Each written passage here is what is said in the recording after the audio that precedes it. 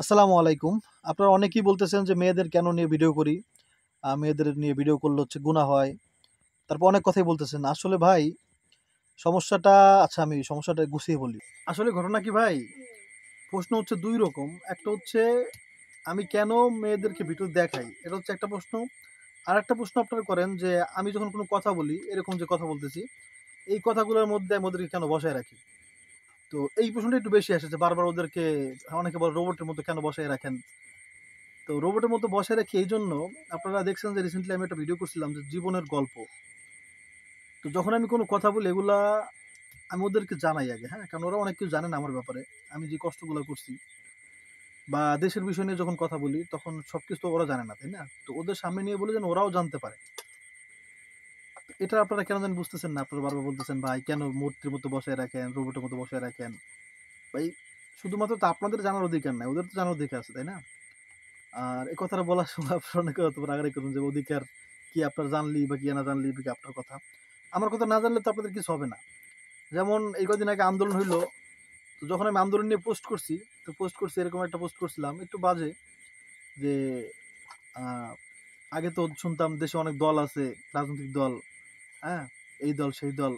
তারপর একটা বাজে কথা বলছি যে এই দলগুলো এখন কোথায়? এখন ছাত্রদের পাশে নাই কেন? তো পোস্ট করার পরে আমার মানুষ দেখে বলতেছে আইসা যে, "ভাই আপনার এত পাকনামি করার দরকার নাই। আপনি আপনার মতো থাকেন। হ্যাঁ? এইসব বিষয় আপনার বলার দরকার নাই। বা আপনার কথা কে শুনবে?" এরকম কমেন্ট করতেছিল। তো আমি বললেও হচ্ছে দোষ, আর যদি না বলি তখন এসে বলে, "কি করছস আন্দোলনের সময়? এটা করছস কি মানে কি করছস?" তো এই হচ্ছে সমস্যা। মানে আমি যেটাই করি সেখানেই দোষ। আবার দেখেন আমি জীবনে কোনোদিন দান করে ভিডিও করতাম না। হ্যাঁ, ১ম এ করতাম অনেক বছর আগে যখন আমি হাংরি বালক চ্যানেল আমার যখন অনেক ভালো চলতেছিল, অনেক ভিউজ। তখন আমি কিছু ভিডিও করছি মানুষকে হচ্ছে যখন করোনার সময়, হ্যাঁ? মানুষকে বিরিয়ানি তারপরে এগুলা খাওয়ানোর সময় আমি ভিডিও করছিলাম।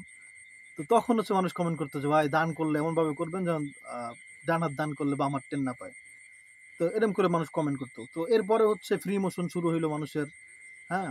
মানুষ হচ্ছে আ মানে অনেক বড়, বড় ইউটিউবাররা দেখায় দান করা শুরু করলো। বলল যে এরকম যদি একজনকে দেখায়া শো অফ যদি মানে একজনকে উপকার করে যদি শো অফ হয় তাহলে বারবার আমি শো অফ করতে রাজি আছি। তো মানুষ দেখলাম কমেন্টে তাদেরকে বাহাবা দিতেছে, "ভাই ঠিকই আছে, এগিয়ে যান।"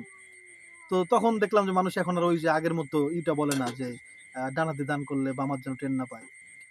তো এখন আবার কয়েকটা ভিডিওতে আমি একটু দেখানো শুরু করছি যে আমি আ মানে দান-টান করে একটু দেখানো শুরু করছি।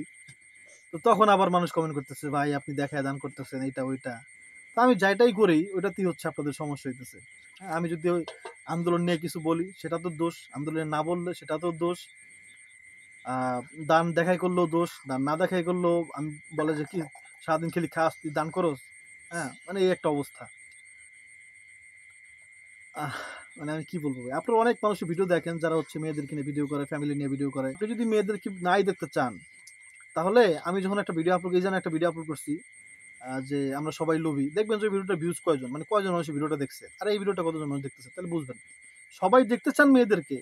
হ্যাঁ? যেন আমরা সবাই মেয়েদেরকে বলতে আমি এটা বুঝি না। আমি বললাম যে ফ্যামিলি নিয়ে আমরা ভিডিও করি সেটাই দেখতে চান। সেখানে আবার আপনারা এই কমেন্ট করেন যে কেন আমরা করি? এখানে আমি কি উত্তর দিব বা কি বা বলবো?